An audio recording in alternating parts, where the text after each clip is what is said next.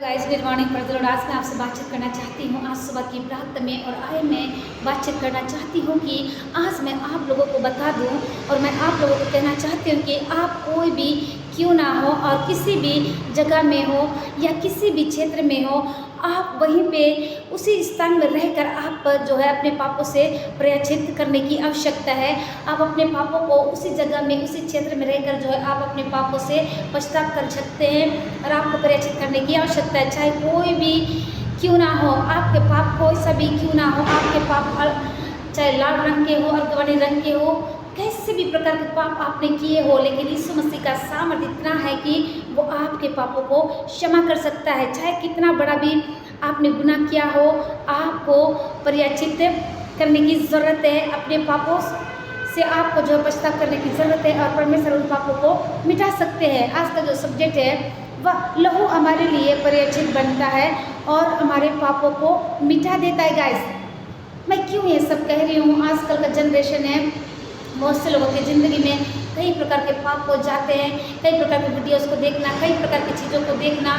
पाप जो है अन्य पाप होते हैं, वे शरीर के बाहर होते हैं कि जो व्यभिचार करता है वो जो अपने देह के विरुद्ध में पाप करता है। गाइस, अगर आपसे ऐसे बार बार पाप होता है तो आप परमेश्वर के पास में आए और परमेश्वर के सम्मुख में झुके और परमेश्वर जो है आपके पापों को निश्चय ही वो मिटा सकते हैं। आइए आप मेरे साथ में निकाल लीजिए क्या कहता है परमेश्वर का बहुत ही खूबसूरत वचन है, ले व्यवस्था 17 का 11 पद में, जहाँ पर कुछ इस प्रकार से लिखा हुआ है, क्योंकि शरीर का प्राण लहू में रहता है और उसको मैंने तुम लोगों को वेदी पर चढ़ाने के लिए दिया है, आमीन, कि तुम्हारे प्राणों के लिए प्रायश्चित किया जाए, क्योंकि प्राण के कारण लहू ही से प्रायश्चित होता है, आमीन। गाइस, बहुत ही प्यारा खूबसूरत वचन है। गाइस, किसी के लहू बहाने से हम अपने पापों से आज़ाद हुए हैं।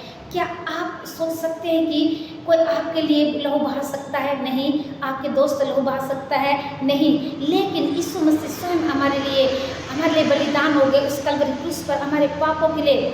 उनके बलिदान होने से जो है क्या लिख रहा है यहाँ कि तुम्हारे प्राणों के लिए प्रायश्चित किया जाए, क्योंकि प्राण के कारण लहू से प्रायश्चित होता है।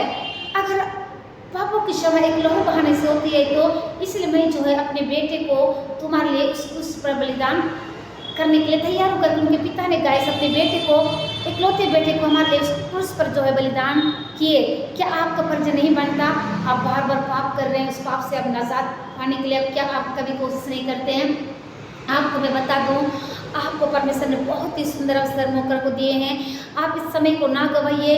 आप मेरे साथ यूँ इसी शाम की प्रार्थना में जुड़कर आप मेरे साथ अटेंड कर सकते हैं और प्रार्थना कर सकते हैं। आपकी ज़िंदगी में जो कुछ भी चल रहा हो वो सब यीशु मसीह के लहू से दूर हो जाएंगे। गाइस, यहाँ पर यीशु मसीह कहते हैं बहुत ही खूबसूरत तरीके से आपसे बातचीत कर रहे हैं कि हमारे शरीर का प्राण जो है वो लहू में रहता है, जिसके कारण हम जीते हैं, चलते फिरते हैं। यहाँ तक कि यीशु मसीह कहते हैं कि उसको मैंने तुम लोगों के लिए उस वेदी पर, उस क्रूस पर जो है चढ़ाने के लिए जो है मैंने दे दिए। कौन? उनके पिता ने, ताकि तुम सब लोगों की प्राणों के लिए पश्चाताप करने के लिए, ताकि आप लोग पापों से पश्चाताप करें। कितनी खूबसूरत बात है गाइस। हमारे पापों के लिए, पूरी दुनिया के पापों के लिए यीशु मसीह ने अपने इकलौते पुत्र को दे दिए, ताकि उसके बलिदान होने से, उसके लहू के बहाए जाने से हम पापों से नजात पा सके, पापों से हम छुटकारा पा सके। इस प्रकार यीशु मसीह यहाँ कहते हैं कि, इसलिए यीशु मसीह कहते हैं कि प्राण के कारण लहू से ही प्रायश्चित होता है, पश्चाताप होता है। कोई पूरी दुनिया के लिए जो है बलिदान हुआ है वो है आपका मेरा यीशु मसीह, ताकि आप सभी पापों से पश्चाताप करें और अपने मन को यीशु मसीह को आप दे सके। गाइस, मैं कहना चाहती हूँ, यदि घर में से अगर आप एक जन कोई विश्वासी है या पूरे गांव में से एक परिवार विश्वासी है तो आप ना डरे। गाइस, आपको मैं बता दूँ, मैं अपनी छोटी सी गवाही में बताना चाहती हूँ। हम जो है एक ऐसे गांव से है जहाँ पर सीधा तेज तलवार से काटा जाता है। गाइस, सीधा चाकू तलवार छुरी चलाया जाता है। गाइस, और एक ही बार जो है गर्दन को उड़ाया जाता है। ऐसे गांव से जो है परमेश्वर ने हम तीनों बहनों को चुना और आज जो है वहाँ पर यीशु मसीह का झंडा का जय जयकार होता है। आज जो है कोई कुछ नहीं बोलता है। गाइस, तो आपको बहुत संघर्ष करना पड़ेगा, आपको डरना नहीं है। इवन ये बताते हैं कि जब मैं मुझको होश नहीं था तो मेरी बहन लोग कहते हैं कि आप लोगों को जो है पेड़ में मतलब बाहर निकाल दिया गया था, आप जो है बेहोश पड़ी हुई थी। ऐसे परिस्थितियों में भी मेरी बहन लोगों ने नहीं डरा, वो डट के सामना किया शैतान का। गाइस, सो गाइस, मैं आशा करती हूँ कि अगर आप भी ऐसे सिचुएशन से जा रहे हैं तो आज का जो सब्जेक्ट है बहुत सुंदर है। आप प्रयाचित करें, सबसे पहले आप पाप की क्षमा मांगे। यीशु मसीह किसी भी कार्य को करने के लिए तैयार है, कब जब आप उससे लिपटे रहेंगे, प्रार्थना करते रहेंगे। सो गाइस, मैं आशा करती हूँ आप सब ने इस वचन को सुनकर बहुत अधिक आशीष को पाए। मैं सब प्रे करना चाहती हूँ। धन्यवाद, धन्यवाद जीवन के देने वाले सामर्थ्य में परमेश्वर, वाक्य में बहुत ही खूबसूरत समय के लिए धन्यवाद पिता। इस वक्त आपके सुंदर उपस्थिति के लिए धन्यवाद। इस समय जितने लोग मुझे देख रहे हैं पिता, जिन्होंने अभी तक आपका नाम को नहीं जाना है या बपतिस्मा नहीं लिए हैं पिता, मैं दोनों के लिए प्रार्थना करती हूँ कि वे आपके नाम को जाने और एक उद्धारकर्ता के रूप में आपके नाम को ग्रहण कर उस जीवन को पाने वाले हो सके। इस समय जितने लोग पिता कई प्रकार के कार्यों को कर रहे हैं, पवित्र आत्मा जो गुप्त रूप से है प्रभु, जिन्हें कोई नहीं जानता, पर आप जानते उस चीज़ से बाहर निकालिए। कई लोग पवित्र आत्मा कई प्रकार के किसी को गलत केस में फंसा दिए हैं, पवित्र आत्मा उस चीज़ से बाहर निकालिए। कई लोग कई प्रकार के प्रॉब्लमों में फंसे हुए हैं, पवित्र आत्मा सबको आप बाहर निकालिए मेरे पिता। इस समय इस देश को चलाने वाले प्रधानमंत्री हर एक अधिकारियों के लिए प्रार्थना करती हूँ। इस समय कोई बेटी बेटा अपनी एग्जाम की तैयारी कर रहे हैं, उनकी अच्छी एग्जाम की तैयारी करने के लिए सहायता कर। इस समय कोई बेटी बेटा पिता अपने इंटरव्यू की तैयारी करते पिता सहायता करिए। कोई अच्छे जॉब के लिए पिता तैयारी कर रहा है प्रभु, उसके पढ़ाई लिखाई में आप आशीष को दीजिए।